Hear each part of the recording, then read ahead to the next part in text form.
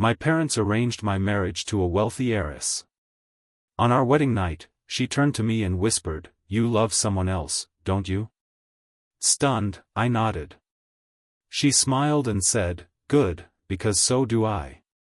We made a pact to keep each other's secrets. But one night, I found a hidden letter in her desk, and it revealed a truth that changed everything. So here it is. The whole damn mess. I'm not proud of what I did. I'm not even sure if I'm the good guy in all of this.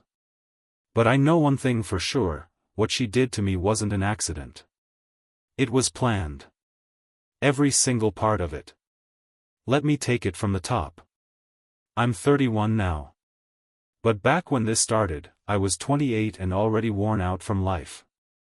I had a decent job working as the operations director for my family's manufacturing company in Fort Worth, Texas.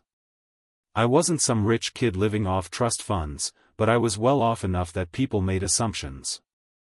My parents, though? Old school. Everything in our family was about power, image, money, and legacy. They didn't care who I loved or what I wanted. They cared about who I married. And that's how Reagan Monroe came into the picture. She wasn't just some rich girl. She was the daughter of Wallace Monroe, the oil guy. If you've driven through Texas, you've seen his name on billboards and trucks. He's loaded, ruthless, and doesn't blink unless it's part of a deal. My parents met with Wallace a few times, and the next thing I know, I'm being told I'm going to marry his daughter. It would secure some joint ventures, help pull us out of financial strain, and bring stability to our brand, whatever the hell that means. I met Reagan twice before the wedding. Once at a fancy dinner, and once during a private talk set up by our families. She was quiet, polite, pretty in that very clean, sharp way. But her eyes were always scanning. Like she wasn't just looking at you, she was sizing you up. We barely spoke about anything real. But I knew deep down, she wasn't in love with me either. I figured maybe we were just two people stuck in a business deal we didn't want. That made me feel a little less guilty about Mia. Mia was my real love. She was a second-grade teacher in San Marcos. Soft-spoken, patient, sweet. I met her at a friend's engagement party and we hit it off immediately. She didn't care about money or status. She just wanted to be with me. I should have told my parents. I should have fought harder. But I didn't. I kept Mia a secret and told her I was figuring things out. She loved me enough to wait. Then came the wedding. Big cathedral. Hundreds of guests. Reagan in this custom-made designer gown, me in a black tux I didn't even pick. Flashbulbs, fake smiles, small talk with people who didn't give a damn about us. The whole night felt like I was walking through fog. And then came the moment that changed everything. Back at the hotel suite, Reagan sat on the bed, still wearing her dress, unbothered. She didn't look nervous or excited. Just, done. Then she said it. "You love someone else, don't you?" I didn't answer at first. I didn't know what to say. But she turned, looked right at me, and gave this half-smile. "It's okay," she said. "So do I." That was the beginning of our deal. We made a pact that night. We'd stay married. We'd show up at events, take pictures, smile for the cameras. But in private, we'd live separate lives. No questions. No judging. Just freedom. And you know what? It worked. For almost a year and a half, we lived like roommates. Sometimes we'd have coffee together. Sometimes we'd joke around. We weren't friends, but we weren't enemies either. I still saw Mia when I could. And Reagan had someone, too. I never asked. I didn't want to know. We kept the mask on for the world, and life moved forward. Until it didn't. About 15 months in, I started noticing things. Reagan would get secretive. She started keeping her office locked, which she never did before. She'd take phone calls at night, then vanish for hours. She wasn't hiding a lover, she was hiding something. Then one night, she was gone at a charity gala. I was working late and needed a stapler. Hers was better than mine, so I figured I'd borrow it. Her office door was locked, but I knew how to pop it open. I found the stapler. But I also found a letter. It was stuck behind a row of books, half concealed. No envelope, just a folded piece of paper with neat handwriting. I shouldn't have read it. But I did. I still can't believe it worked. He actually bought it. Every time I see him on TV next to you, I laugh. He really thinks this marriage was forced on you. You're brilliant, Reagan. When this is done and you get the shares, I'll finally take you away. Just a few more months. I read that again and again, my hands shaking. He actually bought it. So it was never about keeping our secrets. Reagan wanted this marriage. She needed me to believe I was in on the lie. But the real lie was that she was using me.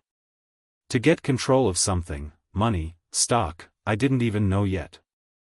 I felt sick. She had played me from day one. And worse, I had defended her to my parents, to Mia, even to myself. I sat there on her office floor, fists clenched, head spinning. My whole life had just flipped. And I knew, I wasn't going to be quiet about it. I didn't sleep that night. I laid on the couch staring at the ceiling, that letter burning a hole in my pocket. Every time I closed my eyes, I saw her face. That smirk she gave me on our wedding night. That calm voice telling me it was okay because she loved someone else too. It was all fake. Every word. By morning, I had a plan. I wasn't just going to confront her. That'd be too easy. Too quick. And she'd lie anyway. No, I needed more. I needed proof, real proof. Something that would make her fall on her own sword. She set the trap, now I was going to close it on her. First thing I did was copy the letter. Took photos of it with my phone, then scanned it and saved it under a fake folder on my cloud drive. Then I put it back exactly where I found it. I wanted her to think everything was normal. Then I started digging. I had access to our joint financials. That's when I found something strange: 3 transfers, each for $250,000, moved from our shared account to a shell company. The company name didn't ring any bells. I checked the address, just a P.O. box in Houston. No contact number, no listed owner. So I called in a favor. A buddy of mine from college, Marcus, worked in private investigations. Mostly cheating spouses, some corporate digging. I sent him the letter, the transfers, and Reagan's travel schedule for the last few months. 2 weeks later, he called me. "You need to see this in person," he said. "I've got photos. You're gonna want to sit down." I met him at a diner off I-35. He slid a manila envelope across the table. I opened it, and my stomach turned. Reagan, sitting at a restaurant in San Antonio, laughing across from a man I didn't recognize. Not just once. Multiple dinners, hotel check-ins, and a photo of them kissing in the back of a black SUV. But that wasn't what hurt the most. One of the photos had her sliding a flash drive into his hand. Another showed him handing her a sealed envelope. And one showed them inside a bank. I looked at Marcus. "Who is he?" He cleared his throat. "Name's Michael Talcott. Former employee of your father-in-law. Fired 4 years ago for trying to steal company data. He sued Wallace Monroe for wrongful termination. Lost. Looks like he's still holding a grudge. So this wasn't just a love affair. It was revenge. She wasn't just trying to steal from me. She was trying to burn her father's empire down. And I was the idiot she used to get in. Everything clicked then. Our marriage gave her access to our company's back end. It put her in boardrooms she'd never get into on her own. And now I was sure, those shares mentioned in the letter. She was talking about voting power. Influence. Control. She played the long game. And she played it well. But she made one mistake. She underestimated how much I could hate someone once I knew the truth. I didn't tell Reagan what I knew. Not yet. Every morning, I kissed her on the cheek before we headed off to separate days. I poured her coffee, listened to her fake stories about charity board meetings. I even smiled when she wore that same necklace Michael had given her. Yeah, I found the receipt from that same boutique in San Antonio. She didn't even bother hiding it. I kept playing dumb, but I started laying my own traps. First, I called Mia. We hadn't spoken much since the wedding. I had kept her in the dark for too long, and I could tell I'd hurt her. When I finally told her the truth, about Reagan, about the pact, about what I'd found, she didn't yell. She didn't cry. She just said, "Okay. So what are you going to do about it?" That was all I needed. With Marcus' help, I started tracing Reagan's moves. She had a pattern: travel to San Antonio or Houston every 2 weeks, always on foundation business. I used this to dig deeper. With access to our company server, I traced the outgoing data logs, found repeated downloads to a secure flash drive. She had used my credentials more than once. Sloppy. Or maybe she thought I'd never notice. But the real twist came 2 weeks later. Marcus found something buried in Michael's old lawsuit filings. A clause. One that said if Reagan divorced me without cause within the first 5 years of marriage, she would lose claim to any inheritance tied to the Monroe corporate assets. That was it. She married me to meet the clause. To get close enough to sabotage Monroe Oil from inside without losing her golden ticket. The pact wasn't a compromise, it was her insurance policy. And I was the idiot who helped her write it. But it didn't end there. One night, I was home alone. Reagan said she had a last-minute trip to Dallas. I didn't believe her. I checked her location, it was turned off. Figures. I was pacing the house when the doorbell rang. It was a courier. Signed package, no sender. I opened it up. Inside was a flash drive. No note. No explanation. I plugged it in. Video files. Dozens. All from hotel security cams. Reagan and Michael. Together. Talking, scheming, laughing. One video had audio. She was saying, "He doesn't know anything. I've been playing him since the engagement. If we wait it out another 6 months, I'll own half of everything. Then you and I can disappear." That was all I needed. I made copies. Uploaded it all to a hidden cloud account. Printed transcripts. I was going to destroy her. Not just expose the affair, no, that'd be too easy. I was going to ruin her trust with her father, her company, and that smug little boyfriend too. But right before I made my move, I got a call. From Wallace Monroe. And that's where everything flipped upside down. Wallace Monroe's voice was cold, clipped. The kind of voice you hear from a man who's used to giving orders, not asking questions. "I think it's time we had a conversation," he said. We met at his downtown Fort Worth office 2 days later. Just me and him. No lawyers. No Reagan. He poured 2 glasses of bourbon. Didn't offer me one. Just set it in front of himself and sat down behind his massive oak desk. "I know about Reagan," he said, not looking up. "I know about the boy. I know about the money. What I don't know is how deep you are in it." I slid the flash drive across his desk. "Not deep," I said. "But I was definitely used." He plugged it into his laptop. Watched just enough to see Reagan hand Michael the flash drive. He didn't flinch. Didn't even blink. He shut the lid and took a long sip of his drink. She thinks she's smart, he muttered. Thinks I don't see through her. But you? You surprised me.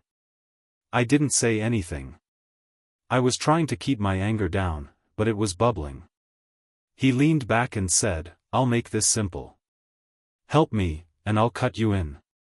You walk away with 10% of the Monroe voting shares. I'll file for a quiet divorce, no scandal. You go back to whatever woman you left behind.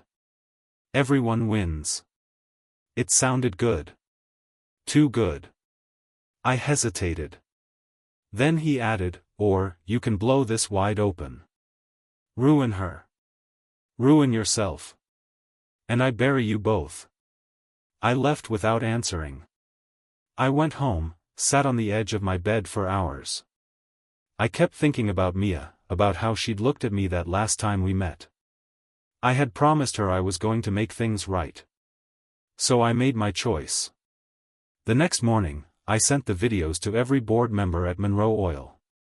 I attached financial records, call logs, travel receipts, everything Marcus had found. I wrote a detailed letter explaining how Reagan and Michael had been stealing sensitive files, violating trust, and planning to sell information to competitors. Then I released the video clips to the press. I didn't hold back. By noon, Reagan was trending online. By dinner, she'd been removed from every position she held. Wallace released a statement disowning her. Michael was arrested for corporate theft and fraud within the week. Turns out, he'd been using some of the data to blackmail former executives. Reagan wasn't charged, but she was dragged through the mud in court. She lost everything. But I didn't walk away clean. My parents were furious. Our business took a hit from the press storm. Clients pulled deals. My father barely looked at me again. And Mia? She didn't take me back. I loved you, she said. But you let this happen. You chose silence until it benefited you. That's not love. That one cut the deepest. I sold my shares.